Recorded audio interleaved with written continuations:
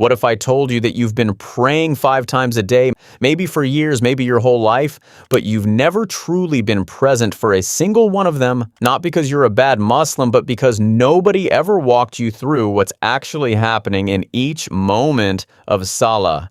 That changes today. Assalamu alaikum, dear brothers and sisters. Welcome back, and if you're new here, I'm so glad you found this video. Today we're doing something I've wanted to make for a long time. We're going to walk through every single stage of the Salah, not just the movements, but the meaning behind each one, what you're saying, what you're doing, and why it matters more than most of us realize. By the end of this video, I promise you, the next time you stand for prayer, it will feel completely different. So stay with me. This one is worth it. Salah doesn't start when you say Allahu Akbar. It starts the moment you make niyyah. Intention. The Prophet, peace be upon him, said, actions are but by intentions, and every person will have only what they intended. Sahih al-Bukhari, Hadith 1. Think about that. Before your lips even move, before your hands even raise, Allah is already looking at your heart. This is why rushing to prayer without a moment of mental preparation can make the whole thing feel mechanical. Take a breath. Remind yourself,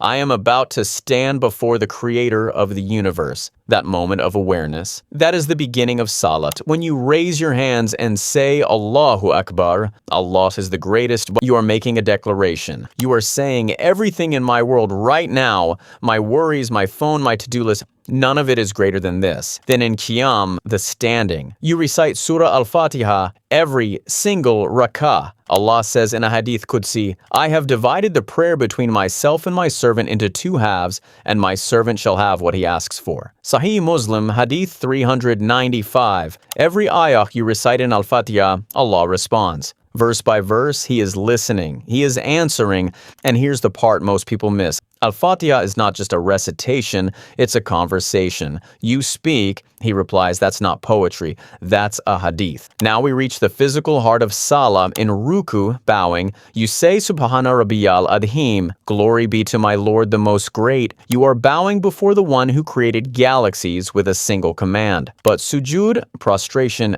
is the highest station of all. The Prophet, peace be upon him, said, the closest a servant is to his Lord is when he is in prostration. Sahih Muslim, Hadith 482. Your face, the most dignified part of your body, is touching the ground. And in that moment, you are closer to Allah than at any other point in your day. Next time life feels heavy, next time anxiety creeps in, go make 2 rakats. Put your forehead on the ground. You are literally in the closest position to your Lord. But wait, there's one more point that completely changed how I see Salah, and I'm going to share it right now. As Salah draws to a close, you sit in tashahhud, and something beautiful happens. You send salutations upon the Prophet, peace be upon him, and witness your own faith. Ashhadu an la ilaha illallah wa ashhadu anna Muhammadan abduhu wa rasuluh. You are renewing your shahada, your testimony of faith, in every single prayer.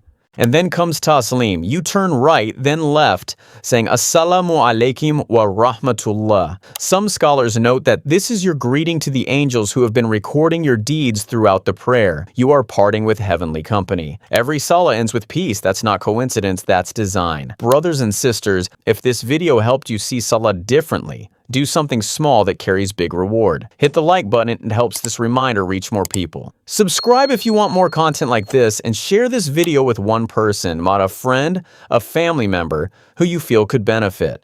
That one share could be the reason someone reconnects with their prayer. And that's a sadaqah jariyah for you. Let's close with a dua. Allahumma a'ini ala dhikrika wa shukrika wa husni ibadatik. Oh Allah, help me to remember you, to be grateful to you, and to worship you in the best manner. Abu Dawud, Hadith 1522. May Allah make our prayers a source of light, peace, and nearness to Him. Ameen. Assalamu alaikum wa rahmatullahi wa barakatuh.